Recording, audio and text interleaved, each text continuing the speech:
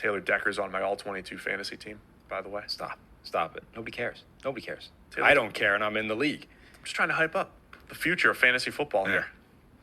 They told me we could hype it up. Nobody cares about your fantasy team. That's one of the It's cardinal my rules way. of broadcasting. Regardless of the medium, they don't care.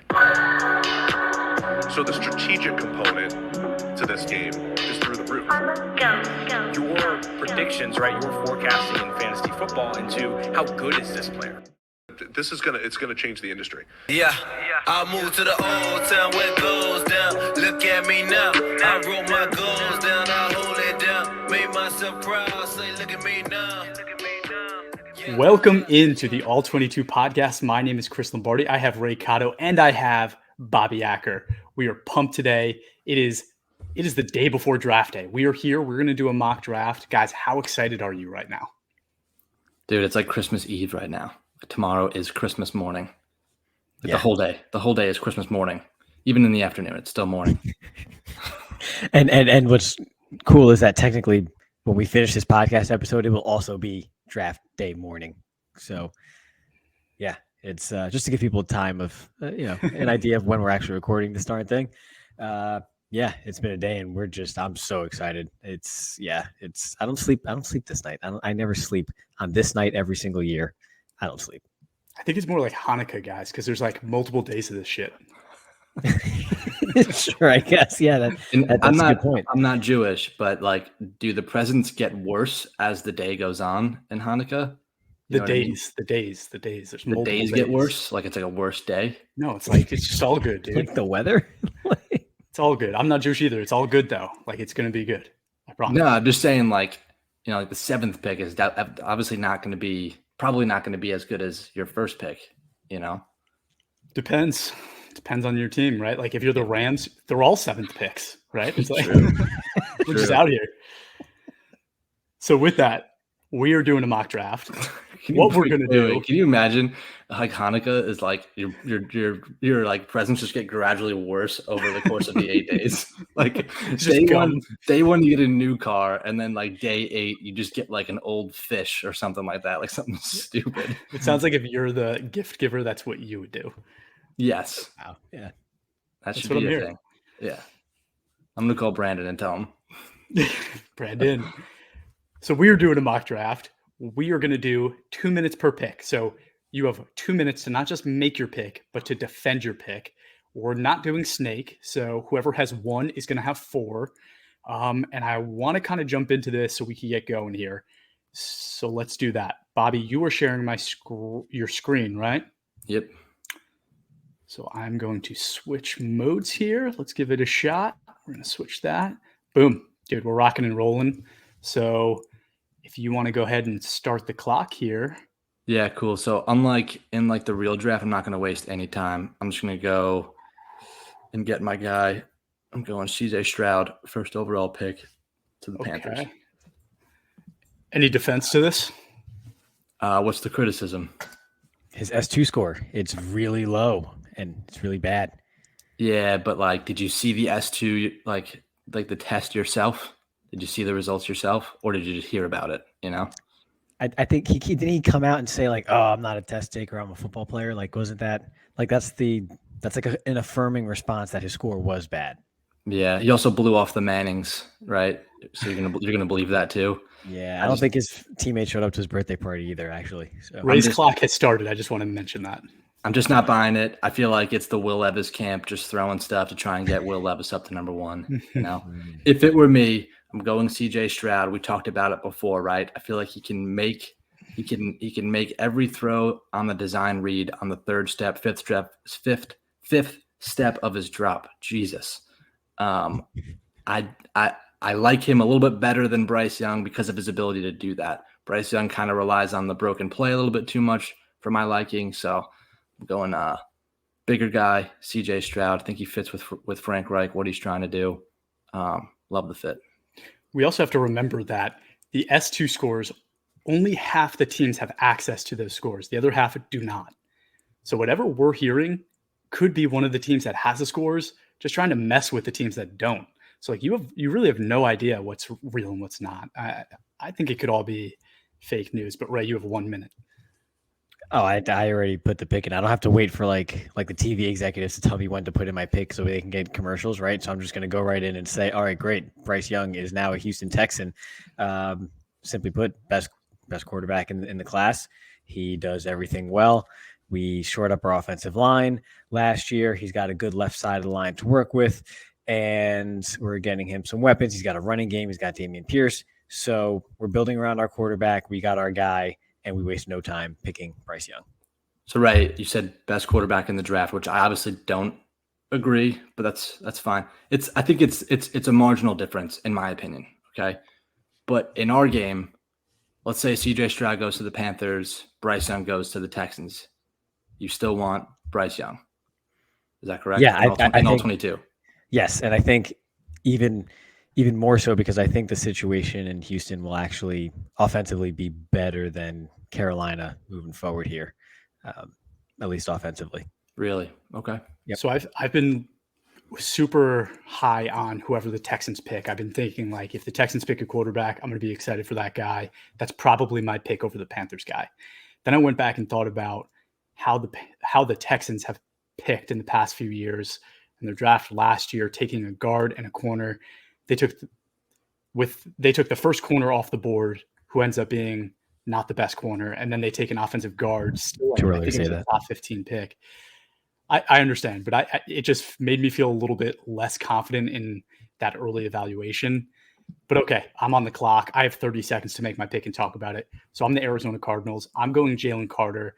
The off-field concerns are still a concern, but he is the best player on the board for a team that doesn't necessarily need a guy to step in right now and be the, help them win, right? Kyler Murray's going to be out. If Jalen Carter ends up missing time, I think that's okay. But he's, in my opinion, the highest level athlete, the blue chip at a valuable position compared to a guy like Will Anderson, who I don't think is necessarily a blue chip, but is maybe at a little bit more valuable of a position. So it makes more sense in my mind for them to go Jalen Carter. Although at the end of the day, I think maybe I would go with Anderson. I just think Jalen Carter fits their needs a little bit better. I'm not going to make you defend the pick because you picked the best player in the entire class. So yeah, you got no argument from me. You could have been like, hey, why didn't you ask for a trade or anything like that? Because you only had 2 minutes, and by the time you even negotiate the trade, that's it. The next team is on the clock. It's fair. That's a good point. Bobby is on the clock, and he has a minute and 30 now. Yeah, no, I already know who I'm picking. It's fine. But I was just kind of giving you more time to maybe defend that pick. You're not concerned with how sloppy he looked. You're not concerned with his involvement in everything off the field or potentially being involved in more stuff off the field. I totally am. And you guys know I'm the guy that I don't really want that on my team ever, but I don't think the NFL cares about that stuff at all. And unfortunately, so I think a team like the Cardinals definitely take this risk. I know this is supposed to be what we would do, but I think if I'm in this situation and there's a blue chip with some off-field concerns, I'm still probably taking them, especially since the legal cases have all been finalized now. So he served his kind of time already. It's not like they're going to find out in 6 months that there's another lawsuit coming his way. It's all taken care of. I guess my thing is, and I totally agree with you guys that he's the best player, but I guess my thing is having a rookie head coach, do I really want to give him maybe a headache of a player, with the third overall pick when some people think your quarterback is a little bit of a headache of a player? Do I really want to give him that challenge to deal with in his first year? The only other thing I'll say about that is I don't think that head coach is there to be a long-term solution. And I hate when teams do that, but it seems like that's a new thing teams do, right? They get a guy for a year when they know it's going to be a bad year, knowing that they're just going to find somebody else the next year. So I don't think they'll be thinking about the head coach. Wow. Even after the whole Steve Wilkes thing. Interesting. Yep. All right. I'm going to go for my guy here. I probably took up all 2 minutes. You did. I probably would have turned in my card already and picked ahead of you just in case, but yeah, you can go ahead. I'm going Anthony Richardson. Whoa. Yeah, definitely has to develop a little bit. We've talked about that, right? But yeah, I don't know, guys. I feel like I feel like him in that backfield, I think you can create a really special offense in Indianapolis. Chris, we talked about like Indy being one of those teams that just like always seems to be kicking the can on developing that quarterback, right? Yeah, now I think they do it. I think they pull the trigger. I feel like it'd be pretty foolish not to when you have a top 4 pick when you're ever going to be in this position again. If you don't take a quarterback, could you possibly be in this position again next year and with a better quarterback on the board, like a Caleb Williams or a Drake May? Yeah, but what are you gonna sell to your fan base, right? Like Minshew Mania. What's that? Yeah. Minshew Mania. I don't know if mustaches are really like an Indianapolis thing, you know. It's cold over there. They should, but I mean, it's a young head coach, right? A new head coach. He's not going anywhere. So he's got time to take a tank year maybe. And I don't know. I feel like fans, two things. One, I could just do the Jordan meme with the kids, but with the fans instead. But like also maybe fans are just kind of wising up to this whole deal and like, hey, maybe it is best to just tank. They did it with Andrew Luck, right? So they should be used to this and familiar with it and expect it and know the good results it could possibly yield for you. Yeah, but imagine Anthony Richardson goes somewhere else. Let's say, what if he goes to Seattle, right? Which would be like we talked about it before, right? Perfect match for Pete Carroll, right? What if he goes there and he kills it? He's Cam Newton 2.0. Then what are you going to say to your fan base? I'm not going to say anything. I'm just going to hope they don't watch the games out on the West Coast because they're not at later times. I don't know. It's a little bit easier. You're middle America, dude, right? What are they, 1 hour behind? Isn't he 1 hour behind? Mm-hmm. Indy's Central Time Zone. So, yeah, they're still 2 hours ahead of West Coast. Easier for them to watch those games than it is for us. I hate the argument of waiting a year to get your guy. Like, I think if there's a guy to go get him, the only thing I don't like about Richardson to the Colts is we talk about how we'd like him to sit and learn behind a veteran. I don't think Gardner Minshew is that guy at all. I don't see him as like a mentor. So I don't know if I love that. He would probably step in week 4, 5, 6 and end up being a starter in year 1. The thing I think that takes a little bit of pressure off of that is like, imagine him in the same backfield with Jonathan Taylor, right? And they're just running read option the whole time, right? Just kind of ground and pound, making it easy, making it safe for him. I feel like that's probably the approach you have to take with him if he's in Indianapolis. And I think that makes for a pretty damn good offense in year 1. I can't argue. Yeah, Ray. With that, I think Ray's on the clock. Yeah, I don't know if I'm being a coward or not, but I'm going to take Will Anderson here with the Seahawks at number 5. He's still on the board. He's the top edge player. We need edges, right? I think as far as pass rushers go, really we have Darrell Taylor and Uchenna Nwosu. So for us, we could use a pass rusher. He's there. He's steady.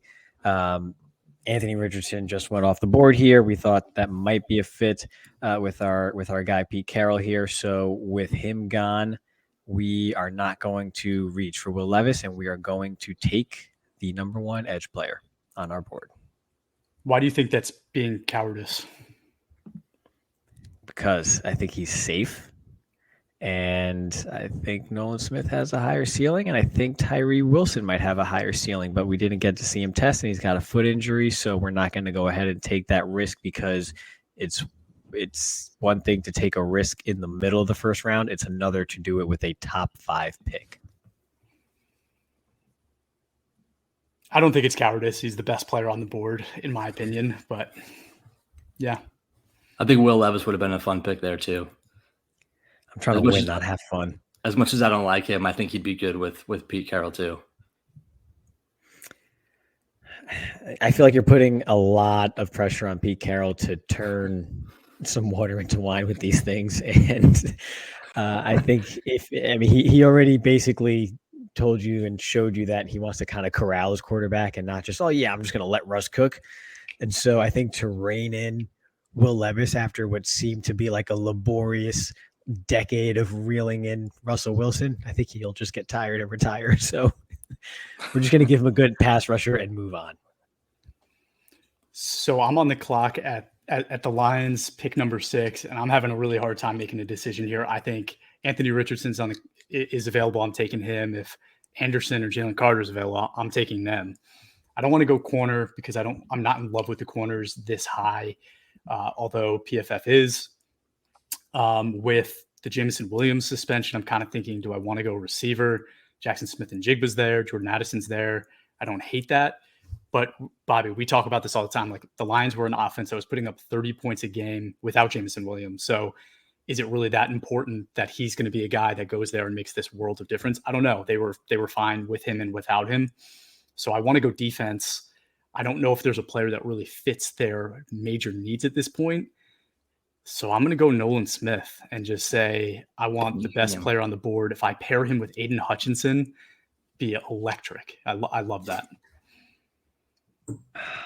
I like that pick. I probably would have went corner just because your secondary gets obliterated week after week. And yeah, these guys might not be worth it here. You might be right, but it couldn't hurt. You did a good thing here. You did a good thing here. I mean, the pass rusher opposite Aiden Hutchinson right now is John Kaminsky. So yeah, go ahead and take Nolan Smith. Well, they have James Houston too, a guy that like they're going to want to see the field. So that's kind of why I'm like going back and forth. I agree on the cornerback thing. I just think I might be able to get the same exact level of corner at my next pick, which I think is like 18. So that's where my mind's at. You're saving it for Emmanuel Forbes. I can see it. It's written on your face. If he's there, it's the worst kept secret in the league. If he's there, snipe him. All right, so I'm on the clock with Las Vegas. I almost said Oakland. Dude, I wish they were Oakland. Yeah. So I think there's a pretty good. You guys know my opinion on this. I think there's a pretty good amount of douchiness in Las Vegas as it is, right? The coach, the quarterback right now. And I think those brothels are pretty full. They're at capacity with all this douchiness. So I don't think Las Vegas could handle another douche in Will Levis. Okay. Ray, I love that you're like melting right now. It's great. So we all know that division is loaded with quarterbacks. And I think that at this point, you can't join them. So you got to beat them. So I think you do that with secondary help. I'm going Witherspoon here. Okay. So you take Devin Witherspoon. Witherspoon, but it's kind of a toss-up with him and Gonzalez. Okay? Could have went either way, and I would have been happy. But I do think you need the secondary help. But you took Witherspoon. I did take Witherspoon. So Witherspoon is lining up one-on-one versus Keenan Allen. Keenan Allen is like, he's been 33 for like 6 years. Yeah, I know, but he will probably put him in a blender. Sure. Good way to learn. Sure. Yeah. I learned a lot in physics, chiefly that I'm horrible at physics. So, I mean, yeah, sure. I like the thought process. I think you took the wrong player. That's fine. Thank you. Chris, you going to say nothing? You're just going to... I think that the Raiders are one of the worst managed teams in the NFL. And I think that if I were them, I would have just tried rebuilding. They didn't try to do that. Whoever's pick is up. But I would have probably gone either offensive line or defensive line with that pick to rebuild. But that's not what the Raiders are going to do. So I think that's unrealistic. So I think corner's a great pick. Okay, so I'm on the clock. I'm the Atlanta Falcons, right? At pick 8. And looking at our team and looking at our needs and looking at our board, man, I don't want to do it. And no one has called us. No one has called us to trade up, right? Those are the rules here. No, your phone's off the hook. Your phone's off the hook. Oh, that's terrible. We have no Wi-Fi. That's awful.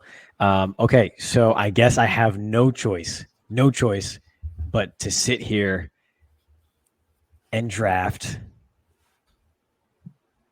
Christian Gonzalez, the other corner that Vegas didn't take. I had a couple of guys chirping in my ear, a couple assistant coaches talking about Bijan Robinson and just leaning on the run game, but I couldn't do it. It's too early. It's top 10. So we went ahead and took Christian Gonzalez, our top remaining defensive player on the board. Sure, we got Jeff Okuda, but again, you're talking about a corner with some significant injury history and issues there. Not a sure thing at all outside of AJ Terrell. So we're going to get Christian Gonzalez and shore up our defense, which can use the help. Just feel like you took the wrong corner. Just kidding. I'm just No, kidding. I do think that. I think both of you did. I think The- your the- corner board. Go ahead. Atlanta just clearly needs defensive help, right? Like they've been investing in the offense in the last few drafts, high draft picks at receiver and tight end. They have weapons. They're going to give Desmond Ridder a shot, I guess. They're not interested in Will Levis here. So it might be a little surprising if he's still on the board. But I think you have to go defense and start building that way. Going corner again, like that's never how I'm going to build my defense from if I'm starting from scratch. I'm going to go defensive interior and edge and then start building out from there. But he's a good player, so it's fine. Got to trust your board. I think it's a good player. I probably would have went quarterback. I probably would have went Levis if he's still there at 8. You just got a gift. Just take it. Uncle Rico, baby. Uncle Rico. I can't think of a worse culture fit than Will Levis in Atlanta. But All right, I am on the clock for the Bears. So I have been thinking offensive line throughout the entire offseason, but they did make some investments there. So I don't think it's as pressing as a need. They also went receiver during the offseason and added there. So I don't think that's necessarily their biggest need. So at this point, I think you want to start trying to build that dominant defense that Chicago wants to be known for and always is. So I'm going to go ahead and draft one of my personal favorites, Myles Murphy, defensive end edge rusher out of Clemson. One of the reasons I think he's a fit there is because he could put his hand in the dirt or stand up. I like that. Chicago does both, but he also just seems like a culture fit, a hardworking player, leader. I like it. It's a good pick. I have no problem with it. I'm glad you took him from the Eagles. And the Eagles run the clock. And Bobby, you can't just undermine them and give them some crap. No. I actually I'm going to make a pick for them that I hope they don't make because it'd be pretty scary. And Chris, I'm glad you took Jalen Carter off the board because I actually had him penciled in one of my mocks here at 10. But if he's gone, I'm going Bijan Robinson. I feel like that offensive line is still pretty damn good. Put him in the backfield with a mobile quarterback like Jalen Hurts. They have other weapons on the offense. I think that would be a legit offense. That'd be one of the better offenses in the league again. Like I said, I think Philly takes Bijan at 10.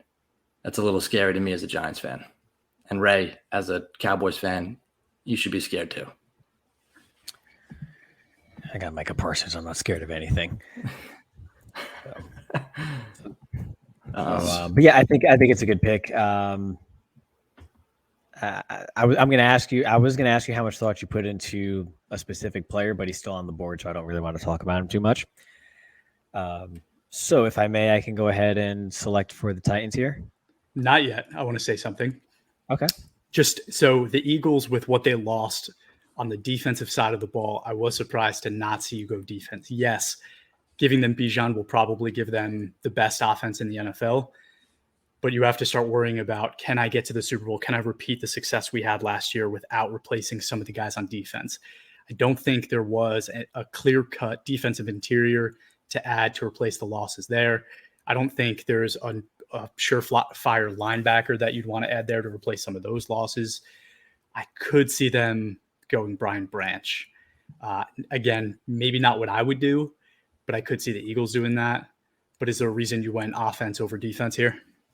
Yeah, again, you kind of made the point already, right? Like if Jalen Carter was there, no brainer, right? Even with all the concerns, right? I do think 3 is high for him given those concerns, but I think 10 is kind of where you'd take that gamble. We saw the Eagles signed like 3 veteran defensive interior linemen throughout the end of last season. And I think Jalen Carter would give you like that long-term solution there. I just don't see like Kalijah Kancey being worth the 10th overall pick.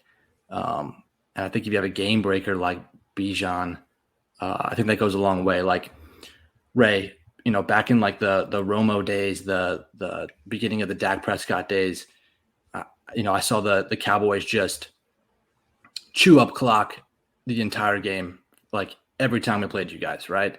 And I could see the Eagles doing the same thing. Their best defense is not having their defense on the field. It's chewing up the clock with a ground game, like similar to what the Cowboys used to have.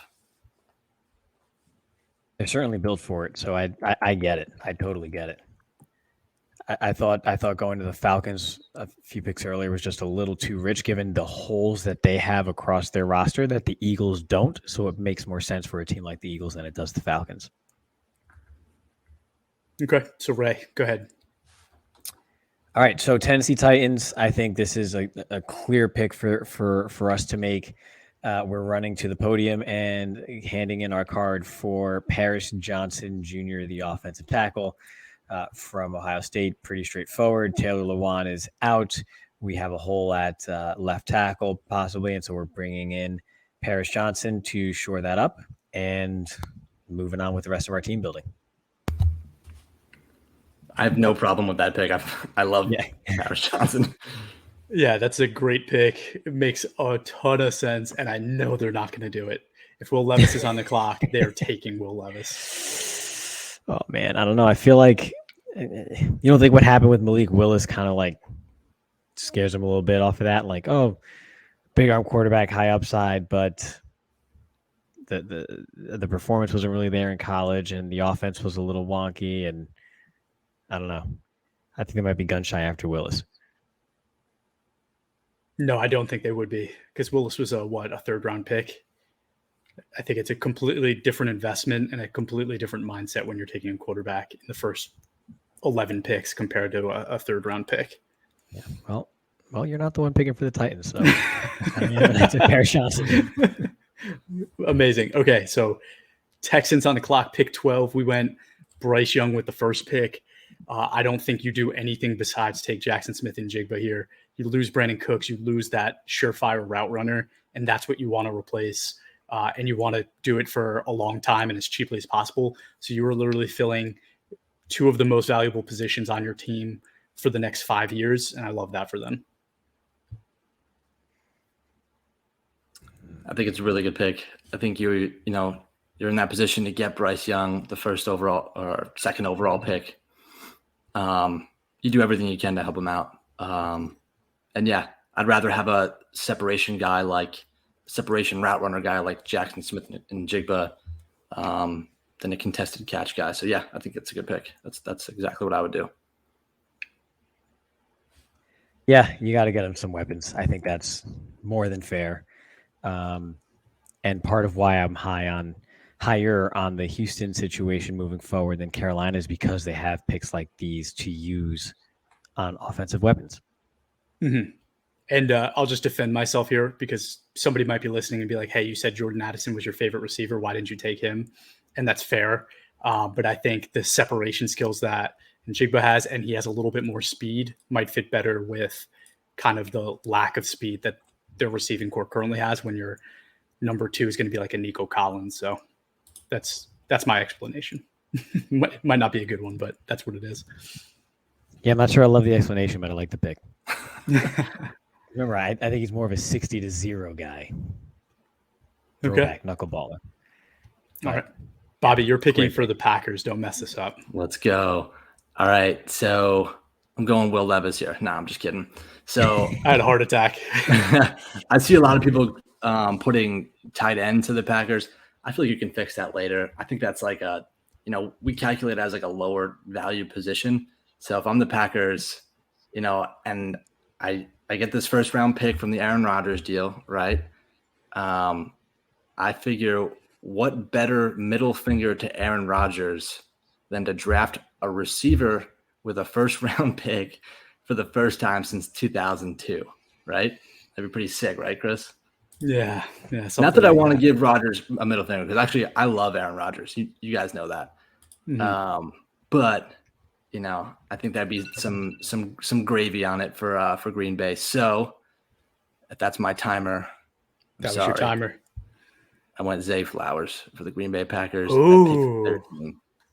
I think he complements Christian Watson pretty well.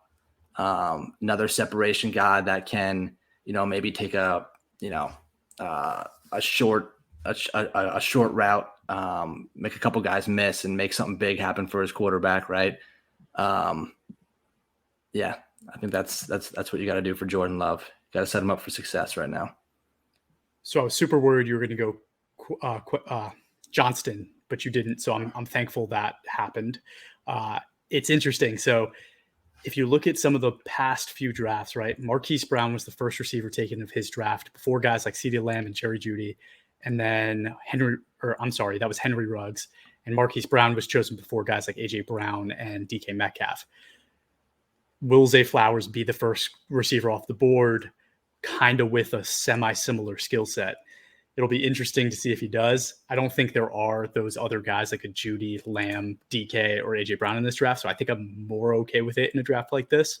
And I do like the way he would complement Christian Watson, so I'd be okay with it. I think it's a little bit early for a guy like Zay. I'd rather have probably Jordan Addison, but it's a good pick. All right, so I'm the Patriots. No rebuttal, right? Okay, just make your pick. Go ahead. No, I got no rebuttal to it. What do you want me to say? Oh yeah, I agree. Sure, yeah. I heard the timer go off. I'm on the clock. I'm sweating. I don't know how much time I have left. Chris's freaking thing is going to beep again in about 8 seconds. So I just want to make my damn pick. Yes, Zay Flowers, good pick. I love it. The Packers should have done this multiple times over the last 15 years, and they did not. People at home are probably getting so infuriated with the sound of the timer going off. They probably just woke up, right? It's 6:30 a.m. when they're listening to this, and they're just infuriated at that sound. Don't let it go off, Ray. Make the pick. All right. So the Patriots are going to sit here and draft Broderick Jones, the offensive tackle out of Georgia. So I think he's the next high upside tackle here with Paris Johnson off the board. We need an offensive tackle. He's coming from a championship, back-to-back championship team, so he's got some pedigree to work off of. I think Bill Belichick values something like that, so we're going with the tackle from Georgia, Broderick Jones.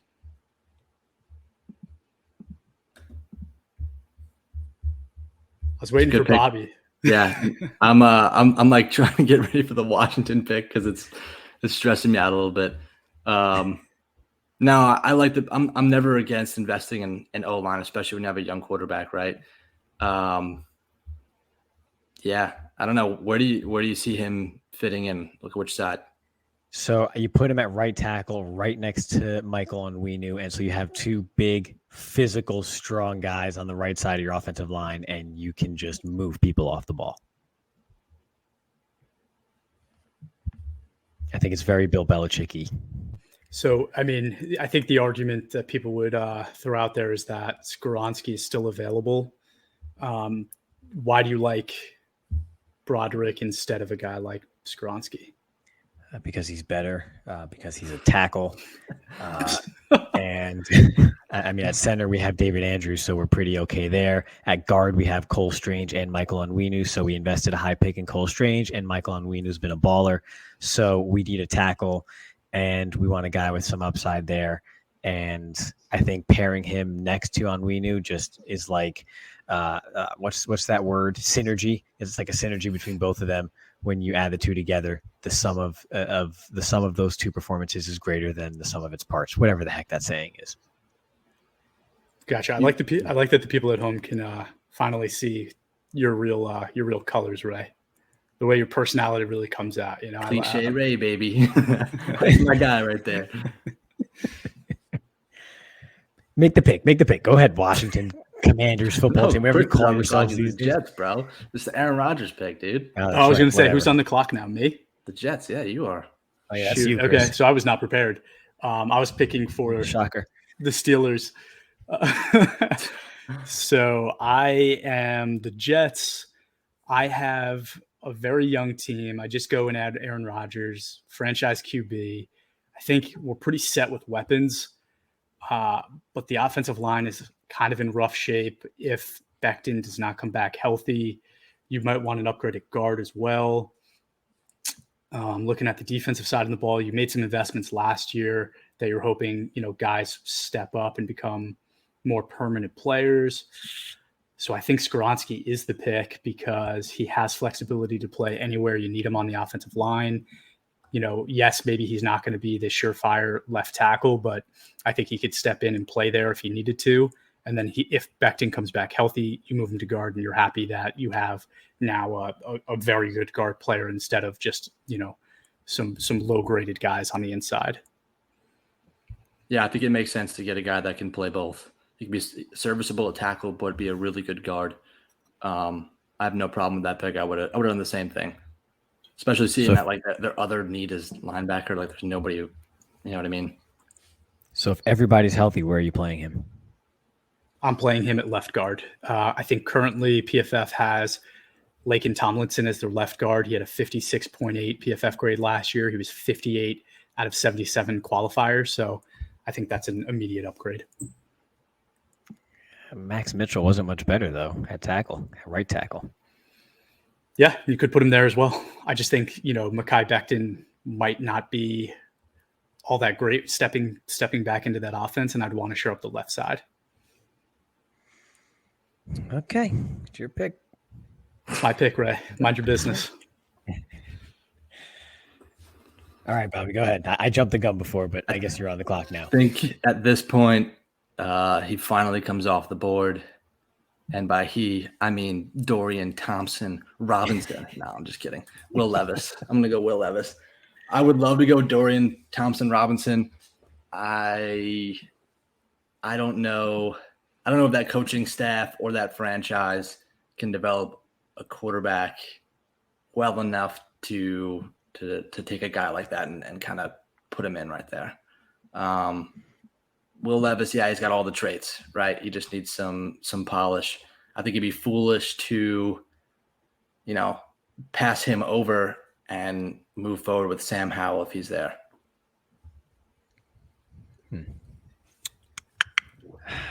Yeah, I guess that's fair. It's probably, if he slides, I guess this is where he could go. Because again, I'm not sure Washington will be picking that much higher in the next year anyway. Yeah, I guess I like it. It is what it is. Do I love the player? No, but at this point, to get a first-round quarterback on the board, yeah. I think you got to be thrilled if you're Washington and he's there at 16, and you don't have to make a single move. I think you run that card up. To be fair, the last time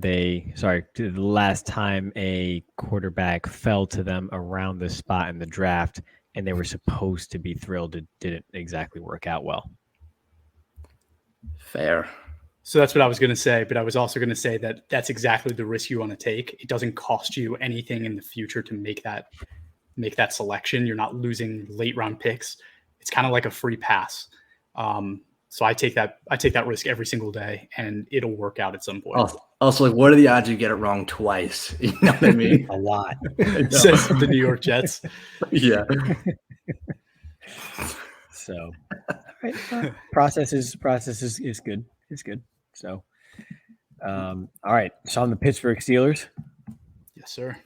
All right. So I'm the new GM of the Pittsburgh Steelers. I got this. I inherited this Kenny Pickett guy, but there's no one really left on the board for me to take a quarterback. So Washington took that decision out of my hands for me. So I am looking around. We also invested heavily in a running back. So this prior GM really just, did a number on me. So I'm going to go ahead and take Darnell Wright, the offensive tackle out of Tennessee, because our offensive line still needs a ton of help. He can fit in at either tackle spot. We have holes at both as far as I'm concerned, and we need to get back to what makes the Pittsburgh Steelers great. We've got some receivers on the outside, Deontay Johnson, George Pickens. We made a trade for Allen Robinson, so we have a trio there. We have a running back. We have a first-round quarterback. we need to shore up that offensive line for any of it to actually matter. So we're going to go ahead and get the most physical tackle remaining on the board who can be a tone setter for us and get us back to what we do great as a franchise and organization. You know how I feel about him, so I'm not going to waste everybody's time telling you how much I don't like Darnell Wright. I think there was other guys on the board that I would have liked to seen you explore. We see a lot of teams trying to pair up college quarterback receiver combos, and Jordan Addison played with Kenny Pickett. I think it would be super fun to see that connection back. I don't think Allen Robinson is going to be a starter on that team. I think he's going to be just like a role player mentor. So I think Addison would step in and be a starter from day one there. Do you want me to respond, Bobby, or do you want to go first? No, you got it. Respond. Do you remember that graphic, that meme back in 2021? How did that work? How did that work? What do you mean, how did that work? Yeah, Jamar Chase was the wrong choice. I'm just saying, in this case, it would apply. Kenny Pickett would get flattened behind Chukwuma Okorafor and Dan Moore at offensive tackle in that division. Yeah, they play Myles Garrett twice a year. No, I need to freaking protect this guy. All right, speaking of that meme, I've said this to you guys before. The irony of that meme is almost the exact same situation played out in the Super Bowl that year. He had Jamar Chase wide open and didn't have time to get it to him. It was kind of eerie, and nobody talked about that. But yeah, okay. Just because you brought it up. And we already have Deontay Johnson and George Pickens. I'm always in favor of bolstering an offensive line when you have a young quarterback. So you're not going to get any complaints. Addison would have been a good pick too, but yeah, I'm a big inside out guy. I agree. I would go offensive line 9 times out of 10. I just don't like the guy you picked. So I'll stop there. It's your pick, right? It's your pick. No, I was going to say, no, it's your pick. Now it's my pick. Yeah, now it's Lions. your pick. Yeah. And I went Nolan Smith last time, and you guys were like, oh, I could see corner. But I think what I said kind of panned out, right? There are some really good corners in this spot, right? I can choose from Joey Porter Jr. I can choose from Deontay Banks. But I'm going to go with my number 1 corner, Emmanuel Forbes, at this pick. The best corner on the board fell to me at 18. I didn't even have to take him at 6, so I'm really excited there. Love that pick. Absolutely love it. If Will Levis was off the board for Washington before 16, he would have been my pick at 16. Love Emmanuel Forbes.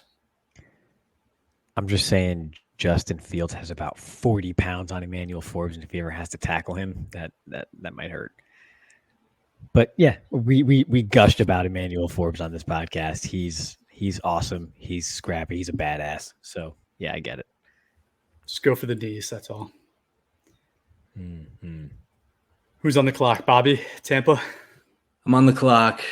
This is a hard pick, dude. I don't envy you. It's a hard pick because the whole roster is just awful, right? Mm-hmm. At this point, I'm between Cully Yancey and Dalton Kincaid. I feel like you're probably going to be in a position next year to get a young quarterback, right? And the young quarterback's best friend is a solid tight end, which is why I'm sort of leaning toward Kincaid. Although in our game, as we know, the more valuable position is the defensive interior guy going with Yancey, right? And maybe it's helpful for a young quarterback or even the team now to have a solid defense. But I think at the end of the day, you want to help out your quarterback, I'm going Kincaid.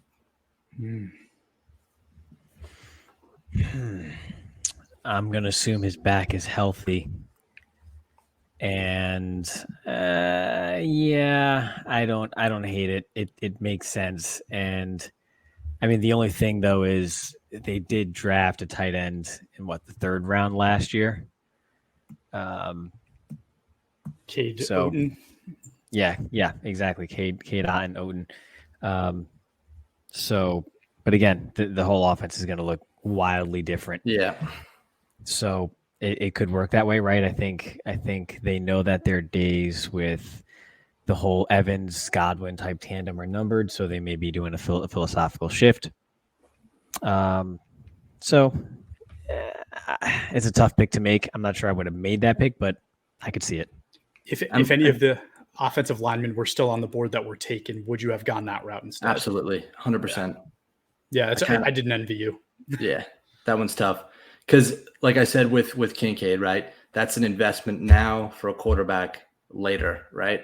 And I think an offensive lineman, a tackle, is a better investment now for a quarterback later than a tight end is. Okay. Yeah, I'm Fair fine enough. with the pick. Seattle's up. All right. Yeah, you Ray? That's me. And we took Will Anderson the first time around, right? So we addressed defense, or rather pass rush. We look around, we might still have a need at defensive tackle, but I'm not in love with the guys here at that position. So we're going to go ahead and draft Jordan Addison, the wide receiver from USC. Tyler Lockett's getting up there in age. He could slide right in as the third receiver, kind of play some in the slot or out wide for us, give us some flexibility there, and help us out quite a bit, and they can step into a top 2 receiver role once Lockett moves on. We set ourselves up for the future there and don't have to worry about wide receiver moving forward. Doesn't scare you how poorly he tested? Like Chris and I just talked about this the other day. Like, does that worry you at all? I did not agree with the take that he tested poorly. So let me just go on record. Nah, he's fine. And the fact that he's so different from like a DK Metcalf, like the skill sets complement each other so well. Yeah, I feel like him there behind Tyler Lockett can learn a lot. I feel like that's a really good spot for him. I just don't love I understand what you're saying about replacing Tyler Lockett down the road, but I just don't love the idea of investing a first round pick on a guy that's going to currently be your number 3 receiver. I think that's a little rich for me. I do think Jordan Addison is much better than the number 3 receiver, but that's where he's going to have to play for the time being. So I think that's my only knock on the pick. You're that guy who wouldn't have drafted CeeDee Lamb, huh? Yeah, true. That's a good point. Well, I wouldn't have traded Amari Cooper either. So yeah. Well, duh. I mean, nobody would have done that. But all right. go Well, ahead. Who's the Chargers? Go ahead. I'm sitting on the clock. You're gonna be mad. I'm sitting on the clock as the Chargers, and I'm struggling between going with kind of to completely contradict what I just said, Quentin Johnston to be my number 3 receiver, but to eventually replace Keenan Allen. So exactly what you just did. Again, I don't really like doing that and making that kind of an investment. And they do need an outside corner. And I think that Joey Porter Jr. would be my pick because he is a guy that can play outside corner at a high level, fit right in there, and just take that defense to the next level. I'm only mad about the pick because you made mine more difficult. Yeah, that's one of those guys that all the teams after you were kind of hoping would continue to fall a little bit. Yeah, I was hoping he would fall. But I think it's a really good pick. Why him over Deonte Banks? That's a great question. I really like the skill set Deonte Banks has, but I think he has a lot of boom and bust play. Ray and I talked about that a couple days ago. I don't think Joey Porter Jr. has that. I think he's very technically sound. My knock on Joey Porter Jr. is he just doesn't finish plays that often, where he could come away with takeaways or batted passes. Sometimes he just is he's in position, he just doesn't make the play. I don't think Deonte Banks is that. I think Deonte Banks makes the play, but sometimes he misses too, and that might be a bigger concern. I think I would go for a little bit more security with Joey Porter Jr. Ray, you got anything before the next pick? Are you good? I'm not going to argue with any of that. Yeah, Penn State guy. Of course you wouldn't. Just say outright that, just say Joey Porter Jr. can't catch. That's all. Just say he can't catch. Well, with him off the board, you talk about Deonte Banks being boom or bust. If you look at the corners in Baltimore, outside of Marlon Humphrey, it's all bust. There's not a single guy that grades outside of above a 50 or above the 50s. So I think at this point, you take Deonte Banks, and you got to be stoked that he's sitting there. One of the reasons I like that a lot is because Marcus Peters was there, right? And he's kind of that also. Like he's a guy that is about making plays, and he doesn't really care if he gives up the occasional big play because he'd rather make a big play of his own. And I think Deonte Banks is kind of built in that same mold. So I like it. I think it's cool. Little continuation. I think that's the second time that we've gone back-to-back corner in this draft. Interesting. Yeah, Gonzalez and what's his name in the first? Witherspoon, yeah. Witherspoon. All right, with that, Cool. Ray, you got the Vikings. Yeah, so the Minnesota Vikings are sitting here kind of in that middling limbo.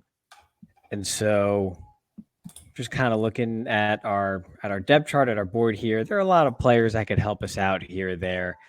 But we're going to go ahead and take Hendon Hooker at quarterback and basically allow him a sort of a redshirt year to get healthy, get that knee right, get into a room under or behind a veteran to, get used to the NFL, get used to an NFL offense because he is coming from a pretty different scheme there out in Tennessee. That's not necessarily transferable, right? And then Kirk Cousins, his contract is done after this season for all intents and purposes. So we don't have to worry about going ahead and basically ripping up another contract. There's some void years after 2023 that take effect at that point. So for all intents and purposes, he's a free agent. And so we are getting our guy for the future here in Hendon Hooker. Are you one of those guys, I think you are, that puts all the blame on Kirk Cousins for their failures in the past? It depends what time it is when the game starts. But no, I don't put all of it on him. He's never shown me that he can elevate that play around him just ever. If your roster is a 6 out of 10, he's going to give you a 6 out of 10 season. And for the most part, the roster's been a 6 out of 10, and they've gotten 6.5 out of 10 seasons with Kirk Cousins at the helm.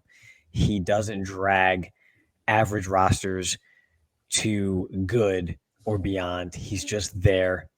Plays are scripted up. He'll make them. He'll make a couple nice throws, but he'll never take you to the next level. He's just not that guy. And I'm looking for that guy.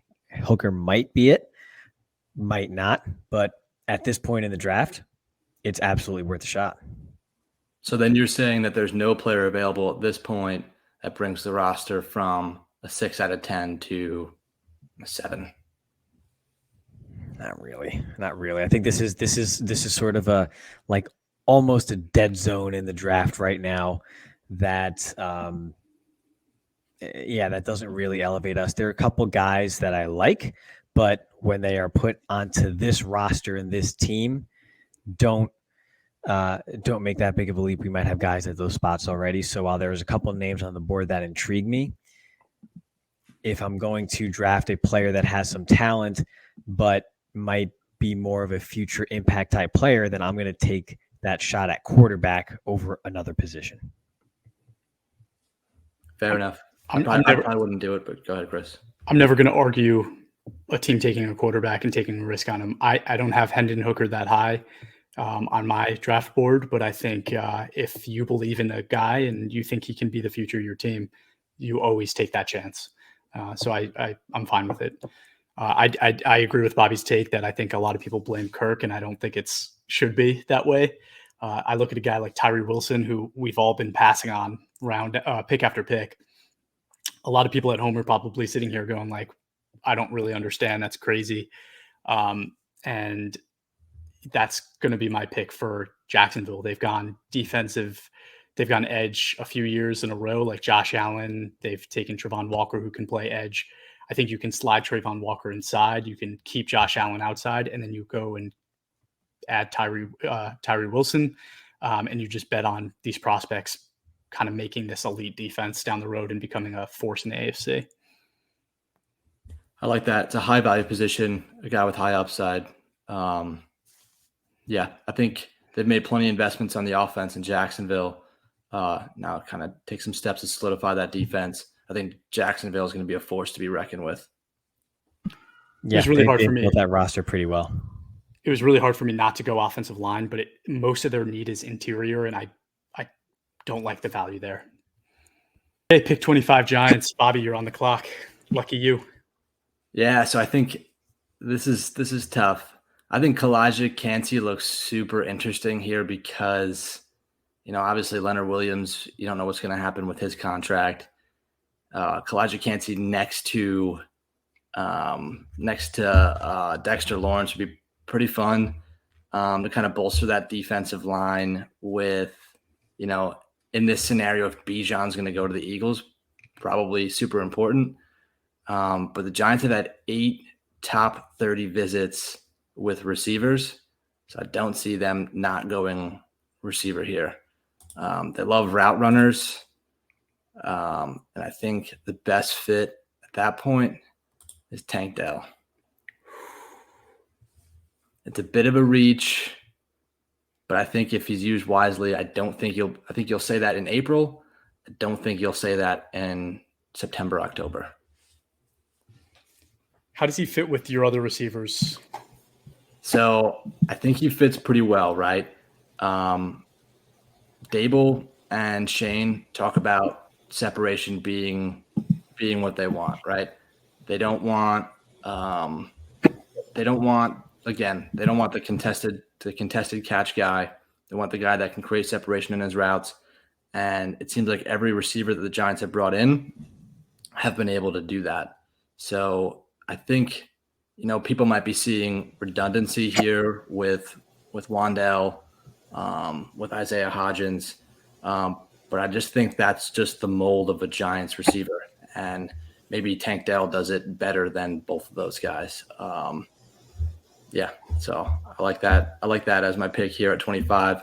Would have loved to have had Zay Flowers. I think he can go, over the top a little bit better than people give him credit for, but also create the separation underneath that you're looking for. But since he's off the board, settling for Tank Dell here.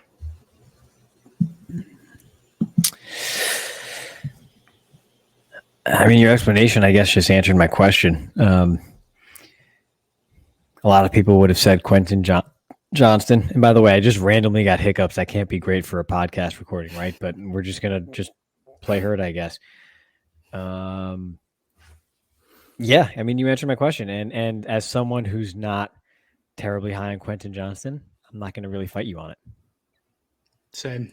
I was curious if you think that the differentiating skill set could be attractive with a guy like Quentin Johnston instead. Yeah, I just don't think he fits the mold of what they want to do. Again, I think they would just rather have the route runner than the guy that can be that contested catch guy, the downfield guy only. Yeah, I like Tank Dell a lot better here. And I've seen a lot of people mock center to you guys in the first round. That was another thing that crossed my mind, right? Like, why not, kind of finish off the offensive line, put that centerpiece in there, right? But I think that can be addressed later. I'm not sure that, again, we talk about position value, right? Is that really what you want to do with the 25th overall pick in the draft? Or can you kind of throw a couple guys at it later? Maybe I know they, one of their guards, they've been trying to move Ben Bredeson into the center position, and he was actually really good at it last year. So maybe that's not something that we need. Okay, I like the explanation. How did you guys both end up with your teams? I don't like that, but Ray, you got the Cowboys. I actually did it on purpose for myself. Ray, that was an accident for you. Yeah, whatever. We know you rig games. Just say thank. Yeah, I did. Yeah. I did. We'll never make you commissioner because we know you rig things in your favor. Just say thank you and let's move on. What's the pick? Sure. So this is a tough pick. I probably would have traded up at some point 20 minutes ago, but whatever. So here we are, hiccups and all. We're gonna sit here and we are gonna draft Mazi Smith, the defensive tackle from Michigan. Chris knew it was coming. Mm-hmm. I thought long and hard about it and almost did not make that pick, but it's too easy. They have a hole at defensive tackle. They need a one tech. He's a perfect one tech. Still only 21 years old, 6'3", 337 pounds. Plays with power, but also some athleticism. enough from that position to get you some added value there, I think it's an easy pick. It's hard not to laugh at your hiccups.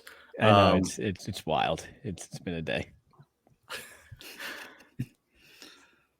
No, I like the pick. I mean, so I guess you like him better than Kalijah Kancey. But yeah, good pick. Good position value again. Yeah, they already have your boy Osa Odighizuwa over there at sort of that pass rushing 3-tech type tackle. So it'd be a little bit redundant of a skill set there. Not the best value out on the interior. That's my boy. That's your boy. We got burned by his brother, and that's my boy. Yeah, you were like, hey, you should check out this guy. His brother screwed us, but you might like him a lot. Yeah, I kind of do. Maybe it runs in the family. It could screw you guys over.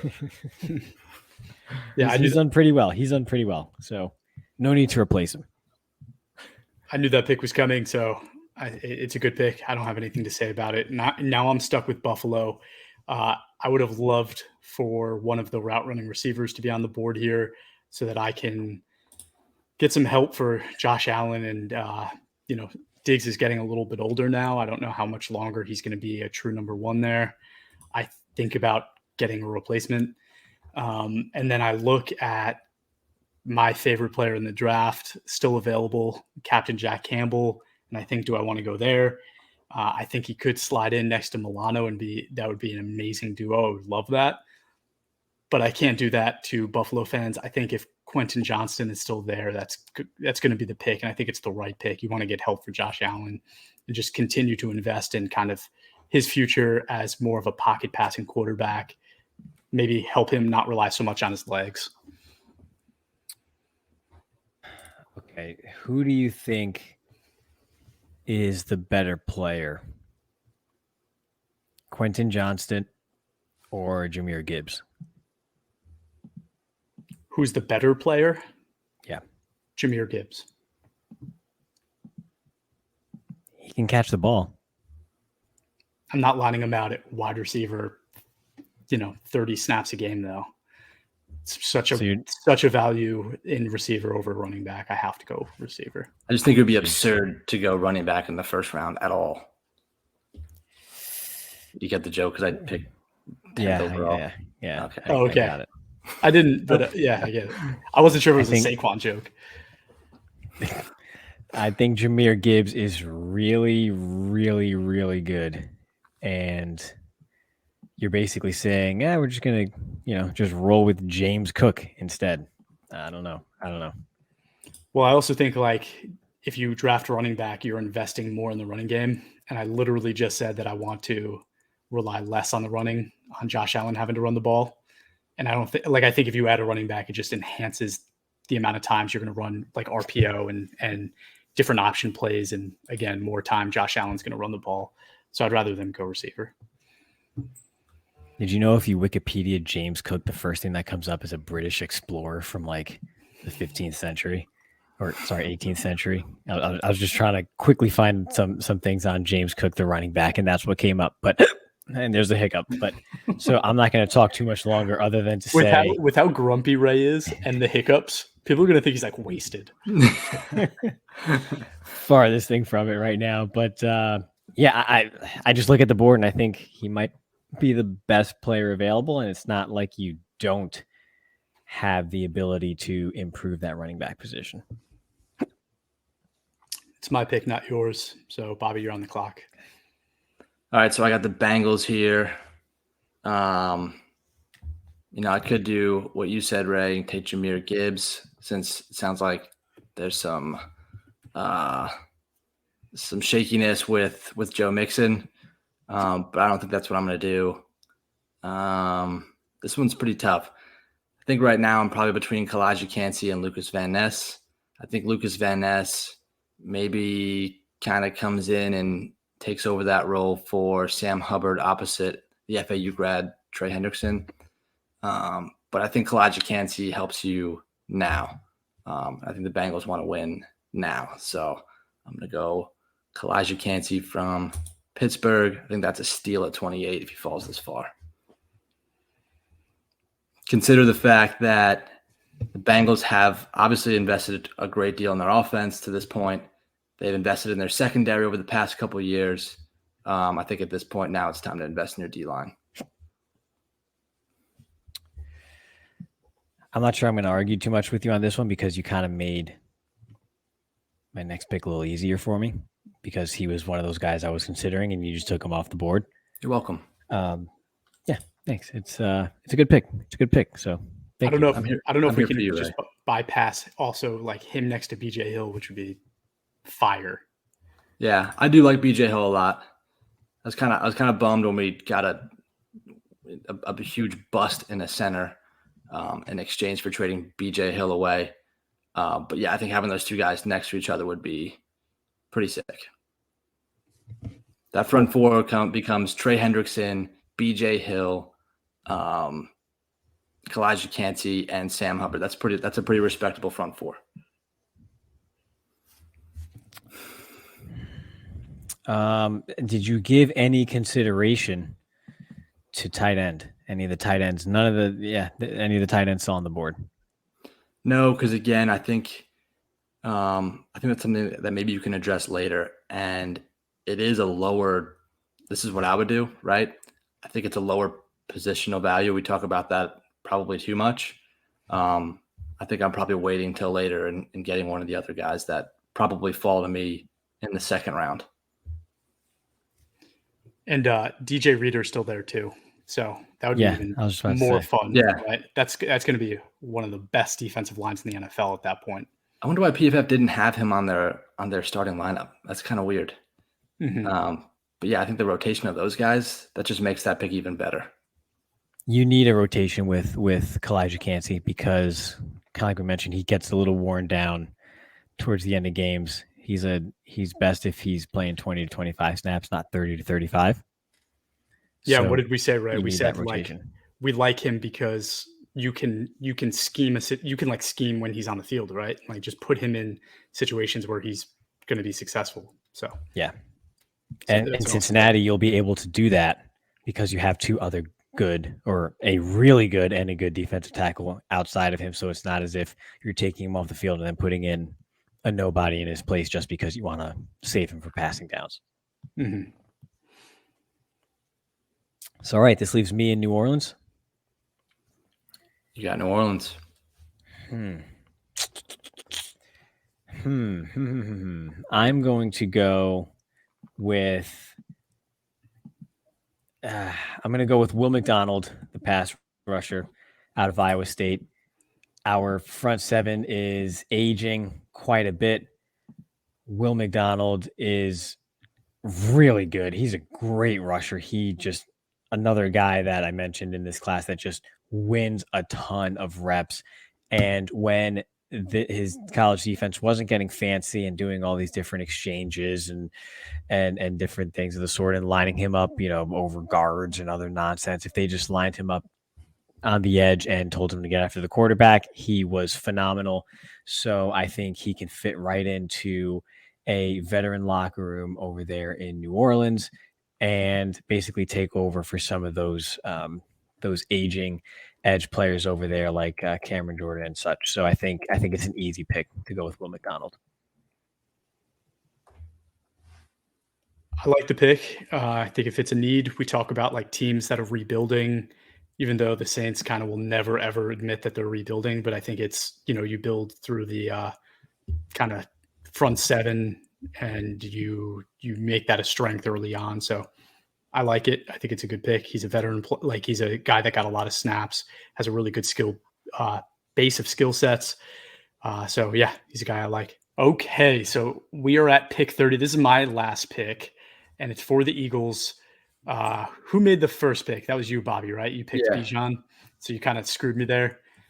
Just really not helping out the defense at all in any way. So I feel like I kind of am in a position where I have to do that, right?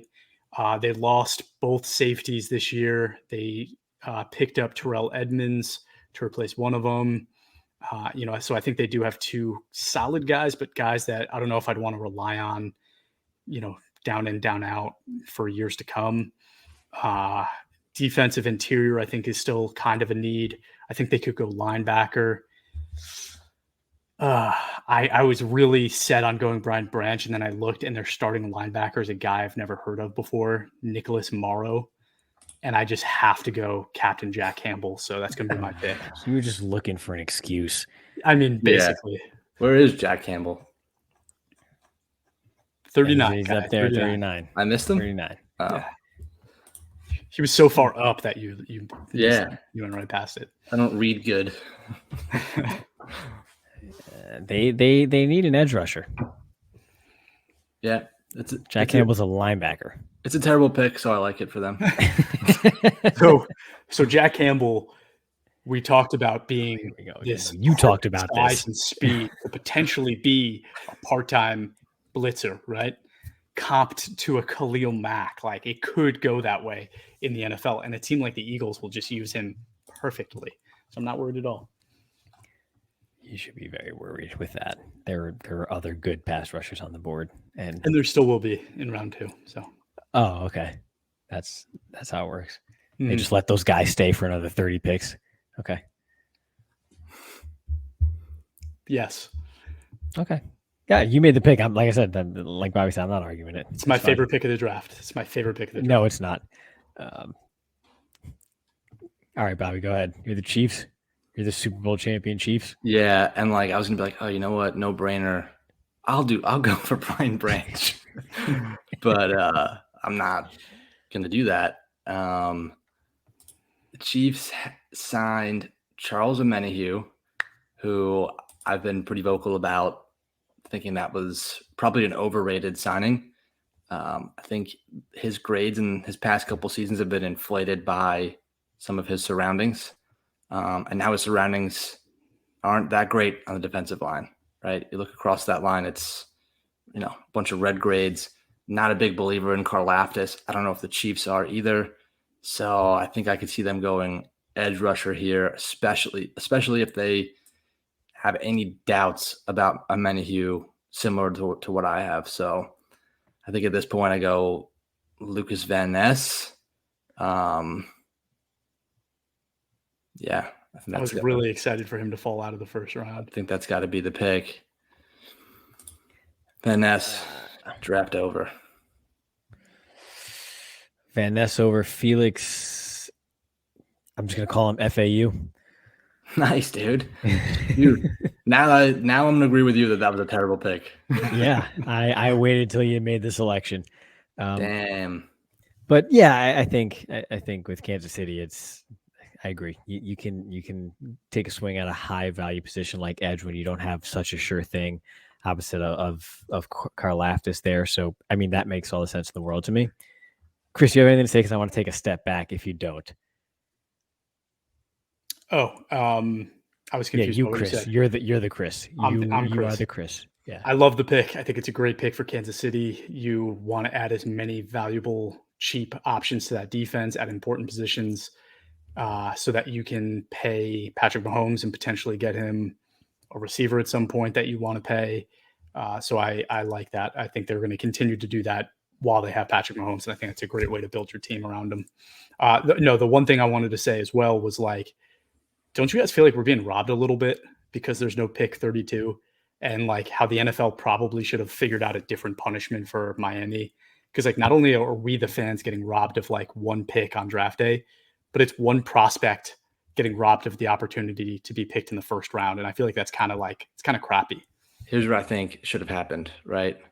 All 31 teams should have came together and like voted on the pick for the Dolphins. And it's just like some backup punter from Florida Gulf Coast University. I don't think they have a football team, but yeah, that'd have been sick and also hilarious. But That would have been cool. Think about all the commercials they can run without having a 30-second pick taking up 15 minutes of airtime now during the broadcast. I hate that. Drives me Dude, nuts. if that consensus pick was pick 32, imagine how many people would be like tuned in the whole time to see what that weird pick was going to be. Exactly. They're not playing the long game. They're not playing the long game. Yeah. Goodell has no sense of humor, guys.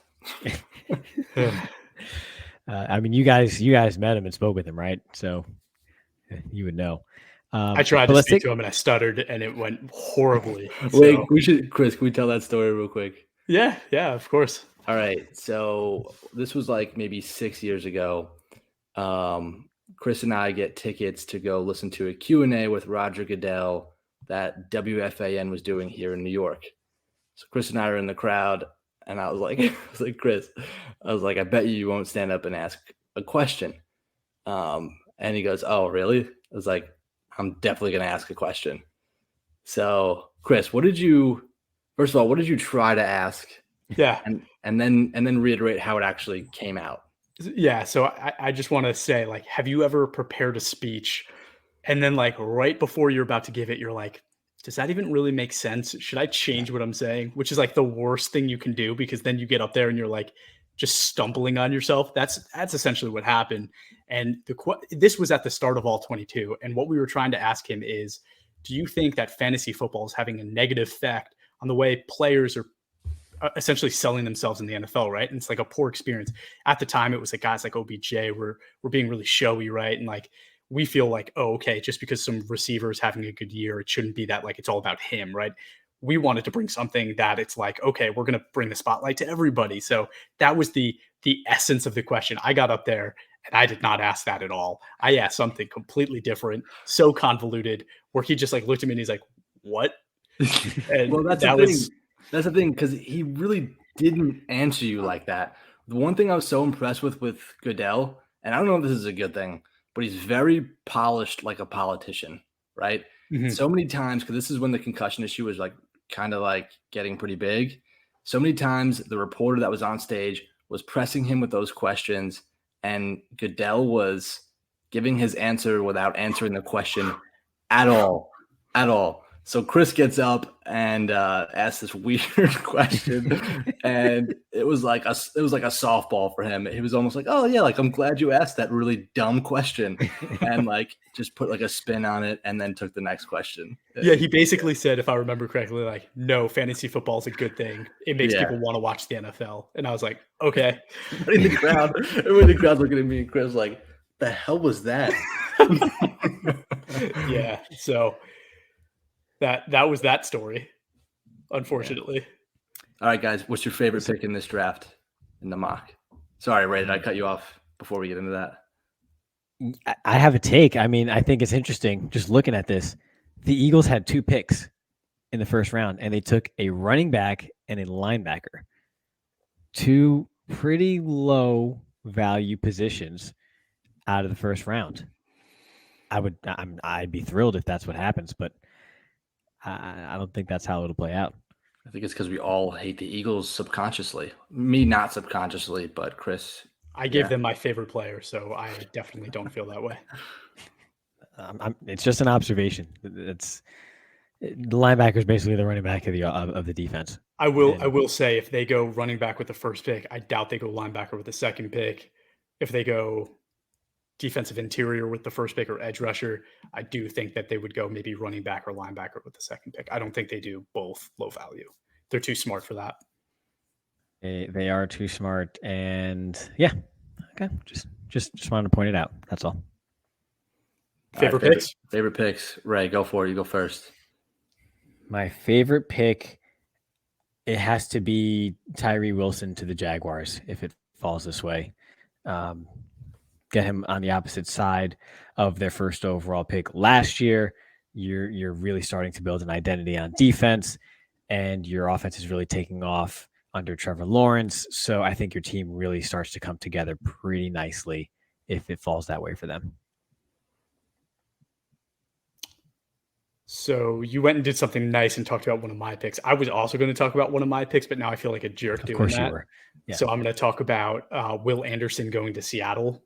I think that's an excellent pick.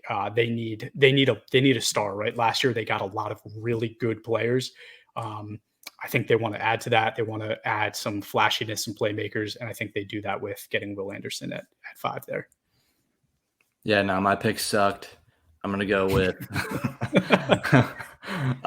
with both of the Lions picks.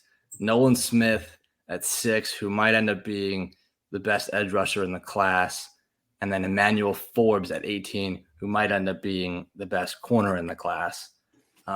I think one of those two guys would probably hit. And And I love that they don't get a quarterback, that they amp up the defense. So yeah, both those Lions picks, love them. Ray, let's be nice. Did Bobby have any good picks here? No, not a single one. I don't. There's 31 names on the screen right now. I can't remember who chose who. I barely remember which ones I chose, to be honest. I'm looking and I see like 3 names I recognize from me, let alone the rest. You two. Will Levis.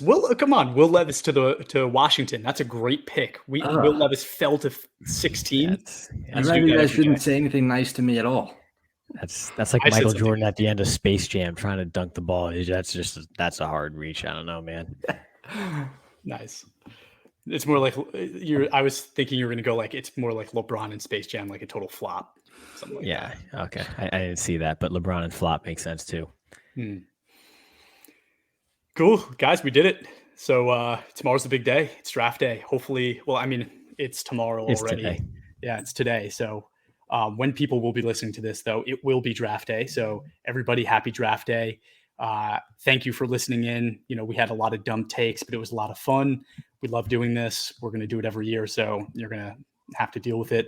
But thank you for listening and tuning in. If you haven't yet, please give us a follow on Twitter, Instagram, Facebook, and TikTok at all22_PFF, and leave us a review wherever you listen to your podcast. Thank you so much. I'm a ghost.